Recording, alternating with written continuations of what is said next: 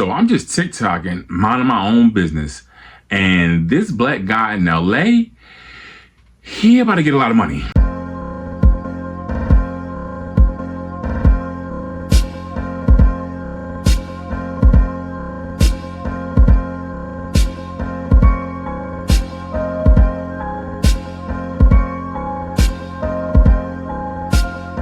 The Los Angeles Police Department has launched an investigation after video showed an officer punch a handcuffed man during an arrest. Police officials said the altercation happened following a traffic stop Sunday. It's unclear what led to the traffic stop. In a post on X, LAPD said the officer involved has been removed from field duties. Civil rights leaders are planning to attend a police commission meeting Tuesday to address the incident. So we all saw what happened. Well, I showed as much as we could because, if I showed too much, then, the video will get struck down. It'll get canceled because you're really not allowed to show violence on YouTube and a lot of other social media platforms. So I'll do the best I can showing these type videos, and I'll do what I can, but I got to censor out some of this stuff. But if you go back and look at it, man, it's pretty bad. You see the cop punching the black guy. Black guy was in handcuffs. He didn't look like he was resisting. He was already restrained. It looked like he was cooperating for the most part, and he got punched in the face.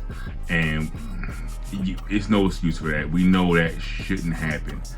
But over here, we have to be objective though, and we have to talk about it because right now there's a lot of narratives going around. The narrative is, okay, here we go. We got a racist cop punching a black guy, and to be honest, we don't really know everything that happened.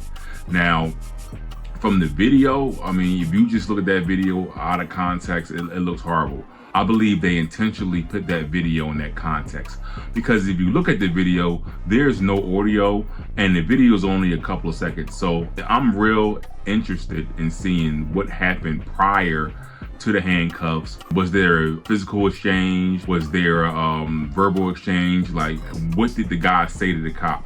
Because, I'm not saying the cop is right for punching him in the face because he's not, but at the same time, there's certain things that you can say and certain things that you can do that'll trigger someone. Now, granted, the police officer is in a position of power, so it's on him to keep himself composed and to keep himself together because he is ultimately the professional. So he needs to act professional at all times, because just like with any other job, I believe if you got Marines that can go overseas and do it, we should be able to do it here. So you have to be professional and you have to keep yourself together.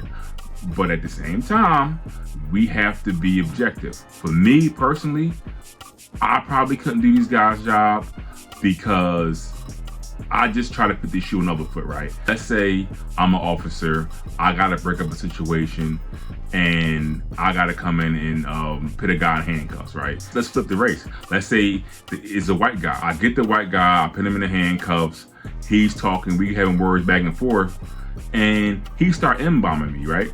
Now granted, normally I probably wouldn't punch anybody for that, not right away, but you don't know what type of day I was having. Like if I'm having a bad day, you start M-bombing me all crazy, you might get punched in the mouth. I don't condone violence, but I understand how that can happen. And I think a lot of black folks can see how that can escalate.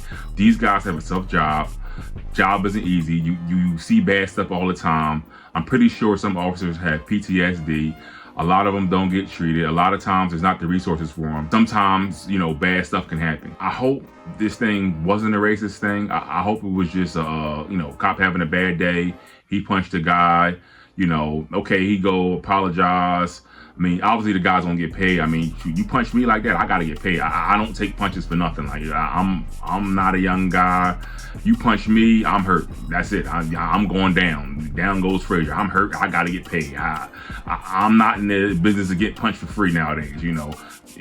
Sorry, it's just what it is. He having a bad day. Okay, city LA gotta pay for it. Somebody gotta write me a check because my chin is worth money. You just not gonna be checking my chin for free. Hell no.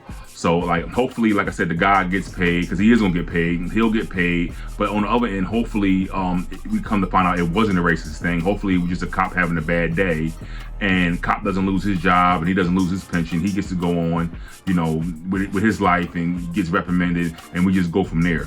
But like I said, you know, we got to be objective about this stuff. You know, everything that happens, just because it looks like it's a racist thing, doesn't necessarily mean it's a racist thing. So, like I said, just try to be objective about it. When you see stuff like that, don't jump the gun, because it's easy to just say, oh my God, white cop punches a black guy. Oh my God, this country is racist. This country is racist. All the cops are racist. All this is, but no, in reality, that's not really the case. Most of the time, like I said, is a guy having a bad day.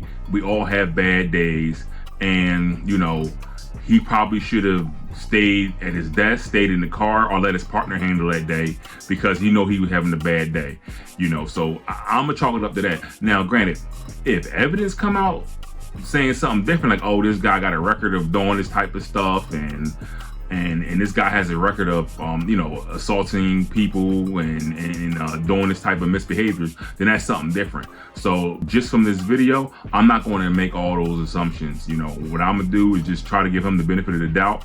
Like I said, hopefully, you know, it's just a bad day, and then we can just go on from there. All right, thank you for watching. I appreciate you guys, and I'll see you on the next one.